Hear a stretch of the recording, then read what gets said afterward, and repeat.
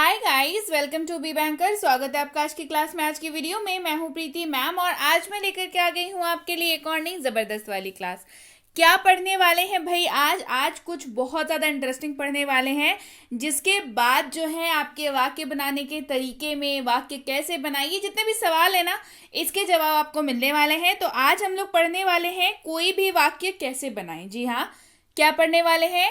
कोई भी वाक्य कैसे बनाएं। क्योंकि अंग्रेजी बोलने पे जब आप आते हैं, अंग्रेजी बोलने की जब जहाँ तक बात आती है, सबसे ज़रूरी चीज़ जो है, आप सोच के देखिए, अगर आप जो भी अंग्रेजी बोलना चाहते हैं, अगर आप जो भी हिंदी में बोलते हैं उनको अंग्रेजी में अगर बोल लेंगे तो भाई आसान हो जाएगी ना। अगर हिंदी को अंग्रेजी में कन्वर्ट कर पाएं तो आराम से बोल पाएंगे। तो यानी कि बेसिकली आप क्या कर रहे हैं, हिंदी वाक्य को अंग्रेजी में बनाना सीख रहे हैं, है ना। कोई भी वाक्य कैसे बनाएं, इस क्लास में आज हम लोग वही जानेंगे। तो चलिए शुरू करते हैं आज की क्लास। उसके पहले अगर चैनल पर नए हैं, पहली बार इस क्लास को देख रहे हैं, तो जल्दी से कर लीजिए चैनल को सब्सक्राइब करते वक्त बेल आइकॉन दबाना बिल्कुल मत भूलिएगा, ताकि जब भी हमारी कोई नई क्लास आए सबसे पहले आपको पता लग जाए। आप सीधे सीधे हमसे जुड़ सकते हैं इस व्हाट्सएप नंबर के जरिए, हमारी बुक्स, हमारी ई बुक्स, हमारी पेड कोर्सेज के बारे में जानने के लिए। साथ ही साथ ये वाली क्लास, इसके जैसी ढेरों क्लास डायरेक्टली अपने मोबाइल तक पाने के लिए आप कर सकते हैं हमें किसी भी सोशल मीडिया साइट्स पर फॉलो। तो चलिए शुरू करें आज की क्लास। क्लास शुरू करने से पहले मैं आपको बता दूं कि किसी भी वाक्य को बनाने में 3 सबसे ज़रूरी चीज़ें होती हैं जो आपको आनी चाहिए, जिनके बारे में आपको पता होना चाहिए, और वही 3 चीज़ें जो हैं उस वाक्य के आधार को बनाती हैं। तो ये तीनों चीज़ों के बारे में आज हम लोग पढ़ेंगे, विस्तार से जानेंगे, कब कहाँ कैसे इनको लगाएं, कैसे इस्तेमाल करें, कौन सी हैं वो तीनों चीज़ें। ये सारी चीज़ें आज पढ़ेंगे बिल्कुल एक कहानी के माध्यम से, ताकि आपको जो है कभी भी डाउट, कंफ्यूजन, इस तरीके की चीज़ें ना हो। तो चलिए, सबसे पहली चीज की जब हम बात करें तो वो है सब्जेक्ट। सब्जेक्ट को आप कर्ता समझ सकते हैं, हिंदी में इसको कर्ता कहते हैं। मैं एक और चीज बता दूं, जिनकी भी स्टडी हिंदी में है उनके लिए भी है ये क्लास, जिनकी भी स्टडी इंग्लिश में है उनके लिए भी ये क्लास है। यानी कि बैकग्राउंड अगर आपका हिंदी में है तो भी आपको समझ आ जाएगा, इंग्लिश में बैकग्राउंड है तो भी समझ में आ जाएगा। तो घबराने जैसी कोई बात नहीं है। तो चलिए, सबसे पहली जो चीज होती है वो होता है सब्जेक्ट, या इसको आप हिंदी में कह सकते हैं कर्ता। अब ये कौन होता है? तो अगर मैं कहानी की बात करूं तो आप समझ के चलिए, ये बिल्कुल एक पिक्चर की तरह होती है, बिल्कुल एक सिनेमा की तरह होती है।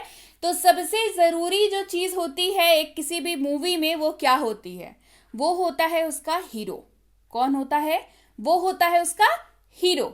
तो आप ऐसा समझिए कि सब्जेक्ट यानी कि कर्ता जो है वो कौन है? वो हीरो है। जी हाँ, किसी भी वाक्य का जो हीरो है वो है सब्जेक्ट। तो भाई कैसे पहचाने? हाउ टू रिकॉग्नाइज सब्जेक्ट, कैसे कर्ता को कैसे पहचाने या हीरो को कैसे पहचाने? चलिए जानते हैं कैसे पहचानेंगे। Doer of an action, subject किसको कहते हैं? अगर नॉर्मल डेफिनेशन से हम लोग जाएं तो कर्ता वह व्यक्ति अथवा वस्तु है जो कुछ भी कर्म करता है या कर्म से संबंधित होता है, मतलब काम से संबंधित होता है। क्या होता है? काम से संबंधित होता है। तो भाई क्या होता है? हीरो कौन है? सब्जेक्ट है हमारा। हीरो कौन है? सब्जेक्ट। कर्ता हमारा कौन है?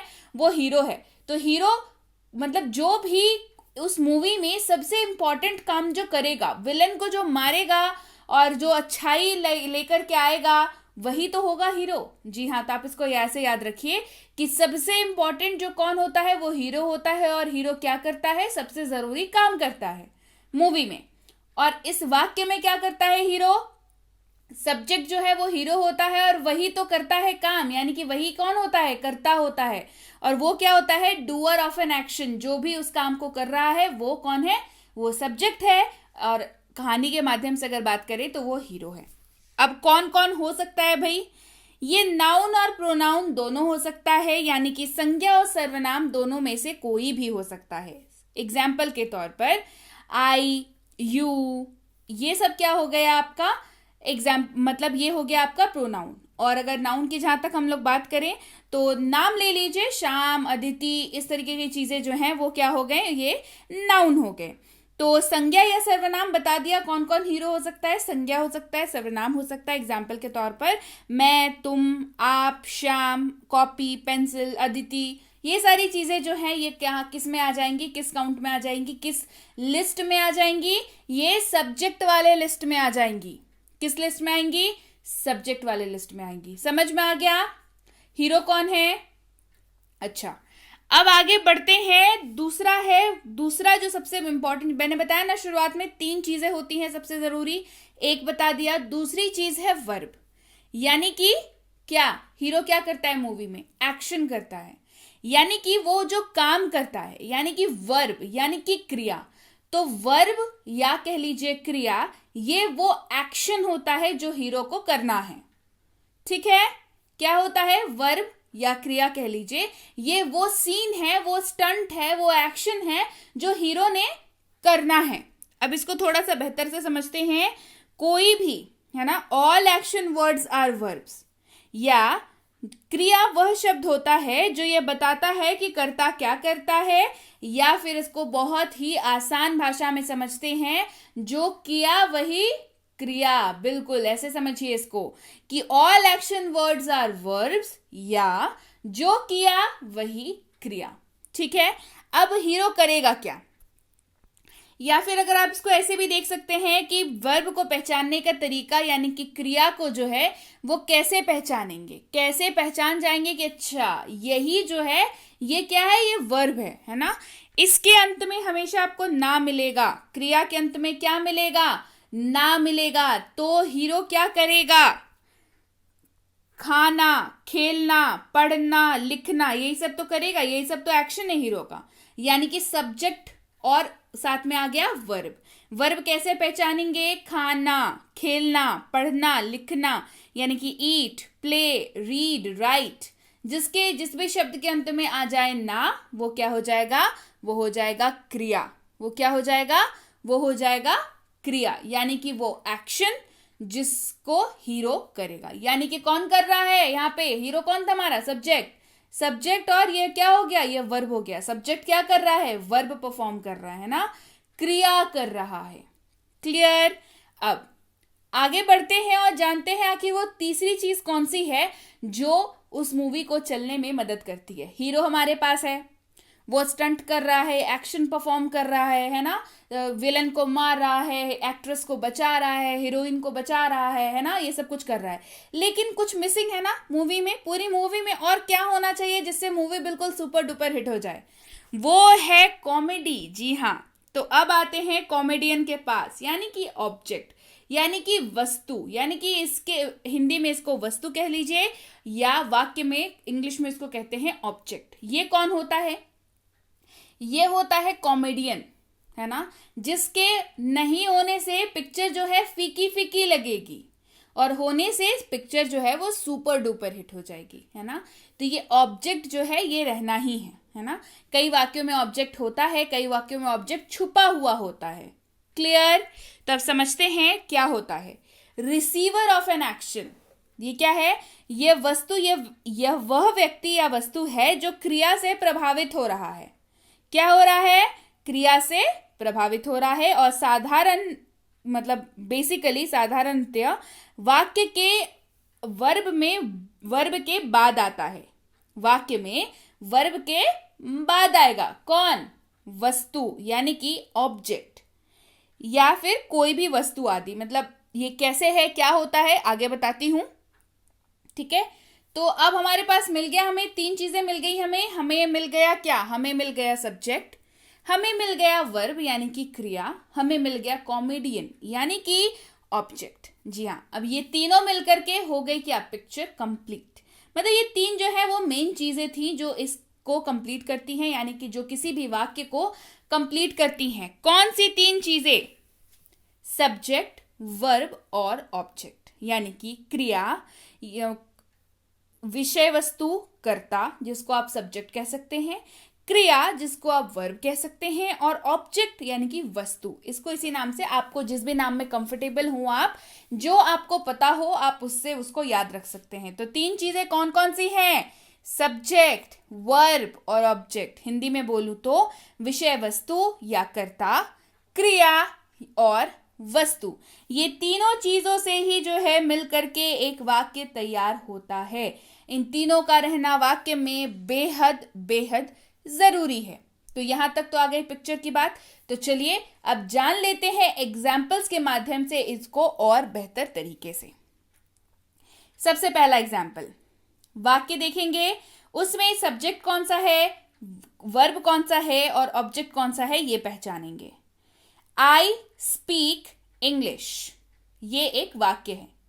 आई स्पीक इंग्लिश, ये क्या है, ये एक वाक्य है। अब इससे पूछिए कि सब्जेक्ट जो है वो कौन है, इसमें हीरो कौन है। हीरो कौन है, हीरो कौन होता है, जो काम कर रहा होता है। क्या काम हो रहा है इसमें, इंग्लिश पढ़ने का काम हो रहा है, मतलब पढ़ने का काम हो रहा है बेसिकली, है ना। क्या पढ़ने का काम हो रहा है, इंग्लिश पढ़ने का काम हो रहा है। पढ़ कौन रहा है, आई। हीरो कौन हो गया, हीरो आई है। हीरो कौन है, हीरो है आई। तो सब्जेक्ट क्या हो गया हमारा, सब्जेक्ट हो गया आई। अच्छा, आई स्पीक इंग्लिश, यहाँ पे बोलने की बात हो रही है, ठीक है। अगर पढ़ने की होती तो रीड हो जाता। क्लियर, आई स्पीक इंग्लिश, मैं अंग्रेजी बोलता हूं। अच्छा, सब्जेक्ट यानी कि हीरो जो है वो क्या हो, कौन हो गया, वो हो गया आई। अच्छा, इसको सब पहचानने का सबसे अच्छा तरीका क्या है, आई स्पीक इंग्लिश। आप पूछिए कि कौन इंग्लिश बोल रहा है, तो आंसर में क्या मिलेगा आपको, आई, यानी कि मैं अंग्रेजी बोलता हूं। आई स्पीक इंग्लिश, पूछिए कौन अंग्रेजी बोलता है, मैं अंग्रेजी बोलता हूं। जवाब में क्या आया, मैं, तो मैं क्या हो गया, मैं हो गया सब्जेक्ट, यानी कि आई। अच्छा, क्या कर रहा है, क्रिया क्या है उसकी, बोलना, है ना, बोलता हूं, है ना, बोलना, इसकी क्या हो गई, क्रिया, यानी कि स्पीक, बोलने की इंग्लिश स्पीक। अच्छा, अब क्या बोल रहा है भाई, क्या बोल रहा है, इंग्लिश बोल रहा है, यानी कि आई स्पीक इंग्लिश, मैं अंग्रेजी बोलता हूं। आई स्पीक इंग्लिश, मैं अंग्रेजी बोलता हूं। क्लियर, यहां तक क्लियर हो गया। चलिए एक और एग्जाम्पल लेते हैं बेहतर तरीके से और समझने के लिए इसको। अगला वाक्य हमारे पास है, वी प्ले क्रिकेट, यानी कि हम लोग क्रिकेट खेलते हैं। वी प्ले क्रिकेट, हम लोग क्रिकेट खेलते हैं। अब इसमें आपको ढूंढना है सब्जेक्ट, वर्ब और ऑब्जेक्ट, ये तीनों चीजें आपको चाहिए। अब सब्जेक्ट ढूंढने के लिए क्या पूछेंगे, कौन क्रिकेट खेलता है। जवाब में क्या आया, वी, WE, वी, यानी कि हम लोग। तो सब्जेक्ट क्या आ गया, सब्जेक्ट हो गया हम लोग। कौन क्रिकेट खेलता है, हम लोग क्रिकेट खेलते हैं। कौन क्रिकेट खेलता है, हम लोग क्रिकेट खेलते हैं, यानी कि हम लोग क्या हो गया, सब्जेक्ट हो गया, यानी कि वी। अच्छा, क्या कर रहे हैं भाई, खेल रहे हैं ना, खेलना, प्ले, खेलना, प्ले, काम क्या हो रहा है, एक्शन क्या हो रहा है यहाँ पे, खेलना, ना आ गया अंत में, यानी कि वर्ब क्या हो गया, प्ले, क्या हो गया, वर्ब प्ले। अच्छा, क्या खेल रहे हैं भाई, क्या खेल रहे हैं, क्रिकेट खेल रहे हैं। क्या खेल रहे हैं, क्रिकेट, तो ऑब्जेक्ट क्या हो गया, क्रिकेट हो गया। तो क्या बन गया, वी प्ले क्रिकेट, वाक्य बन गया। इसमें आपको समझ में आ गया सब्जेक्ट कौन सा है, ऑब्जेक्ट कौन सा है, वर्ब कौन सा है, आ गया आराम से समझ में। हम लोग क्रिकेट खेलते हैं, वी प्ले क्रिकेट, वी हो गया सब्जेक्ट, प्ले हो गया वर्ब, क्रिकेट हो गया ऑब्जेक्ट। क्लियर, बिल्कुल क्लियर हो गया। अब वाक्य बनाने में दिक्कत नहीं होगी, नहीं होगी ना वाक्य बनाने में दिक्कत। तो ऐसे ही आपको ढेर सारे वाक्य बनाने हैं। ये टेबल जो आप देख रहे हैं, इसको आप इसकी फोटो ले लीजिए, अपने पास रखिए।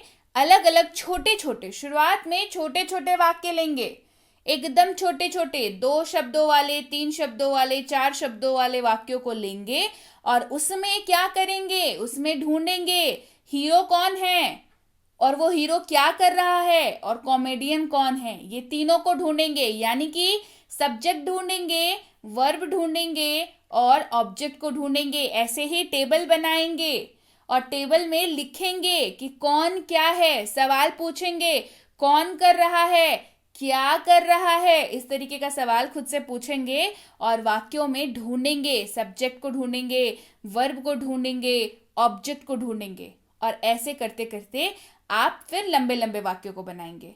क्लियर? बन जाएगा, प्रैक्टिस करेंगे। कितने लोग प्रैक्टिस करने वाले हैं कमेंट करके मुझे बताइए, जल्दी बताइए। और प्रैक्टिस अगर आपको ऐसे नहीं हो रही है तो कमेंट में लिख करके प्रैक्टिस करिए। जी हाँ बिल्कुल, मैं सबके चेक करूंगी आंसर, सबके मैं देखूंगी कौन कौन प्रैक्टिस कर रहा है भाई। तो चलिए जल्दी से कमेंट में आप पहले डिसाइड कर लीजिए, 10 वाक्य लीजिए छोटे छोटे और उनको कॉपी पे लिखिए, टेबल बनाइए, उसमें सब्जेक्ट वर्ब ऑब्जेक्ट लिखिए, टेबल ऐसे जैसे बना हुआ है फोटो में वैसे करिए और फिर उसको लिख करके प्रैक्टिस करिए। क्लियर? करेंगे ना, सारे करेंगे। और अब दिक्कत नहीं होगी ना, सब्जेक्ट वर्ब और ऑब्जेक्ट ढूंढने में दिक्कत नहीं होगी, वाक्य बनाने में भी दिक्कत नहीं होगी। क्लियर? सो ये थी आज की क्लास। इसके साथ ही आप सबके सामने है भारत का एक लौता मिनी स्पोकन इंग्लिश कोर्स, यानी कि जिसको आप प्यार से बुला सकते हैं छोटू स्पोकन इंग्लिश कोर्स, जो कि नाम इसका छोटू है यानी कि मिनी है लेकिन है बहुत ज़्यादा पावरफुल। इसमें आपको मिल जाता है हर वो वाक्य जिसका उपयोग जो है आपने करना है अंग्रेजी बोलते वक्त या हिंदी बोलते वक्त भी। इसमें हर तरीके के वाक्य हैं, हर टाइप का सेंटेंस है। तो ये कोर्स जो है काफ़ी ज़्यादा पावरफुल है। ये कोर्स ऑलरेडी आ चुकी है, इसकी ई बुक भी आ चुकी है। दोनों चीज़ें अगर आपको अभी तक नहीं मिली है तो क्या करना है इस नंबर पर व्हाट्सएप लिख करके कि मुझे मिनी स्पोकन इंग्लिश कोर्स और उसकी ई बुक चाहिए। ये दोनों चीज़ें आपको लिख करके भेजनी है और आपको हमारे प्रतिनिधि द्वारा ये दोनों चीज़ें अवेलेबल करा दी जाएंगी। क्लियर? इसके साथ ही बहुत जल्दी लॉन्च करने जा रही हूँ 3 किताबें बैक टू बैक। एक होने वाली है हेल्पिंग वर्ब यानी कि सहायक क्रिया के ऊपर बेस्ड। जितने भी कॉन्सेप्ट्स पढ़ाती हूँ, जितने भी हेल्पिंग वर्ब्स हैं अवेलेबल, जितने भी उसके ऊपर बेस्ड कॉन्सेप्ट्स हैं, स्ट्रक्चर्स हैं, सेंटेंसेस हैं, नंबर ऑफ वर्ड्स है, ये सारी चीज़ें इस किताब में होने वाली हैं। साथ में होने वाले हैं इनके रूल्स कि कब कहाँ कैसे इनको इस्तेमाल करेंगे, साथ में प्रैक्टिस एक्सरसाइज, ये बहुत सारी चीज़ें होने वाली हैं। साथ एक और किताब आने वाली है डेली लाइफ सेंटेंसेस के ऊपर यानी कि रोजाना प्रयोग होने वाले वाक्यों के ऊपर। तो ये किताब भी आप अपने आप में बहुत ज़्यादा ज़बरदस्त होने वाली है। आपके रोजमर्रा के जितने भी वाक्य हैं, चाहे आप स्कूल जाने वाले हैं, चाहे आप घर पे रहने वाले हों, चाहे आप कॉलेज जाने वाले हों, चाहे आप ऑफिस जाने वाले हों, चाहे आप किसी भी प्रोफेशन में हो, आप नॉर्मली कोई स्टूडेंट हो, ये किताब उन सब के लिए है, ओवरऑल सबके लिए है। आपको इसमें मिल जाती हैं प्रैक्टिस करने के लिए ढेर सारे वाक्य। तो ये किताब भी बहुत जल्द आने वाली है। एक होने वाली है डेली लाइफ वर्ड्स के ऊपर यानी कि रोजाना प्रयोग होने वाले शब्दों के ऊपर। भाई शब्दों के बिना काम चलाना बड़ा मुश्किल है, क्योंकि शब्द ही हैं जो एक वाक्य की संरचना करते हैं यानी कि वाक्यों को बनाते हैं। सारे तो शब्द ही हैं जो मिलकर के वाक्य बनाते हैं। तो इनमें मैं कवर कराने वाली हूँ आपको वो सारे बेसिक सारे के सारे वर्ड्स जिसका भी इस्तेमाल आपने करना है अंग्रेजी बोलने में, लिखने में, पढ़ने में या ट्रांसलेट करने में, वाक्य बनाने में। ये सारे शब्द उसमें होने वाले हैं। तो तीनों किताबें बहुत ज़बरदस्त होने वाली हैं, तो जल्दी ही आने वाली हैं आपके पास। तो बस बने रहिए। आप बताइए आपको आपकी फेवरेट इसमें से कौन सी होने वाली है। इसके साथ ही अगर आप हमसे जुड़ना चाहते हैं हमारे premium WhatsApp spoken English course में, सो इसकी इंक्वायरी आप इस नंबर पर कर सकते हैं। ये इंक्वायरी किस बात की करनी है भाई? इंक्वायरी कर लीजिएगा आपके दिमाग में जो भी सवाल हो इस कोर्स से रिलेटेड। क्या कोर्स है, कितने दिनों का है, क्या सीख जाएंगे, कितने दिनों में अंग्रेजी बोल पाएंगे, इस तरीके के सवाल आपके दिमाग में होते हैं। जो भी सवाल हो व्हाट्सएप मैसेज करके आप पूछ सकते हैं। ये ज़रूर पूछ लीजिएगा कि इस कोर्स की अगली बैच जो है वो कब शुरू होने वाली है। रैंडम एडमिशन्स नहीं होते हैं, बैचेस में ही एडमिशन्स होते हैं। अलग अलग बैचेस हमारी होती हैं, महीने में अलग अलग डेट्स आपको मिलते हैं एडमिशन्स के। तो डेफिनेटली पता कर लीजिएगा। किसी भी कोर्स के बारे में आप पता कर रहे हो तो बैच कब से शुरू हो रही है इसके बारे में ज़रूर पता कर लीजिएगा। इसके साथ ही ये है बेसिक इंग्लिश ग्रामर कोर्स यानी कि ग्रामर की वही बेसिक वाली कोर्स जिसमें 0 से ग्रामर सिखाया जाता है। तो इसकी इंक्वायरी भी आप इस नंबर पर कर सकते हैं। और भाई बच्चों को ग्रामर सिखाना बच्चों का खेल तो होता नहीं, लेकिन अभी आसान है क्योंकि बी बैंकर लेकर के आया है basic English grammar for kids यानी कि छोटे बच्चों के लिए ग्रामर वाली कोर्स। बच्चों को ग्रामर सिखाने के लिए उनको इंटरैक्टिव क्लासेस देना बहुत ज़रूरी होता है। ऐसे क्लासेस जो बच्चों से इंटरैक्ट करे, जिस बच्चों में पढ़ने में बच्चों को मज़ा आए, खेल खेल में वो ग्रामर सीख पाए। ऐसी कोई भी चीज़ जो होती है जिनमें उनको खेल खेल में समझाया जाता है, सिखाया जाता है, वो बहुत जल्दी सीख लेते हैं। तो ये बिल्कुल वही वाली कोर्स है। तो इसकी इंक्वायरी भी आप इस नंबर पर कर सकते हैं। और अगर आप स्कूल जाने वाले बच्चे हैं या आपके बच्चे स्कूल जाते हैं तो ये कोर्स बिल्कुल आपके लिए है। चाहे आपका राइटिंग सेक्शन हो इंग्लिश पेपर का या आपका ग्रामर सेक्शन हो। राइटिंग सेक्शन मतलब ऐसे writing, debate writing, letter writing, notice writing and what not, ये सारी चीज़ें। साथ ही साथ आपका ग्रामर पोर्शन भी इसमें कराया जाता है। ग्रामर पोर्शन आपको ना सिर्फ हेल्प करता है ग्रामर के क्वेश्चंस करने में, बल्कि राइटिंग में बहुत मदद करता है। साथ ही टेक्स्ट बुक के जो आपके आंसर्स हैं उसको लिखवाने में भी बहुत बहुत मदद करता है। तो इसकी इंक्वायरी भी आप इस नंबर पर कर सकते हैं। और अगर आप वाकई एक सीरियस एस्पिरेंट हैं जो ऐसे किसी भी कॉम्पिटिटिव एग्जाम की तैयारी कर रहे हों जिसमें अंग्रेजी पूछी जाती है, तो ये कोर्स बिल्कुल बिल्कुल आपके लिए है। चाहे आपकी आरसी हो यानी कि रीडिंग कॉम्प्रिहेंशन, चाहे आपका ग्रामर हो, चाहे आपकी वोकैबुलरी हो, चाहे हो आपके क्वेश्चंस बिल्कुल लेटेस्ट पैटर्न वाले, ये सारी चीज़ें इसमें आपको कराई जाती हैं। तो इसकी इंक्वायरी भी आप इस नंबर पर कर सकते हैं। इंक्वायरी करते वक्त ध्यान रखें कोर्स का नाम लिख करके इंक्वायरी भेजें ताकि हमारे प्रतिनिधि आप तक सही समय पर सही जानकारी पहुंचा पाएं। जानकारी मिलने में फिर भी 12 से 48 घंटों का वक्त लग जाता है, तो कृपया प्रतीक्षा करें। और अगर मैसेज कर दिया है तो बिल्कुल निश्चिंत हो जाएं, आपको रिप्लाई ज़रूर मिलेगा। Clear? So yes guys, that's it for today. Thank you so much for watching. Be with Be Banker, empowering lives through knowledge. Thank you so much for watching. Stay tuned.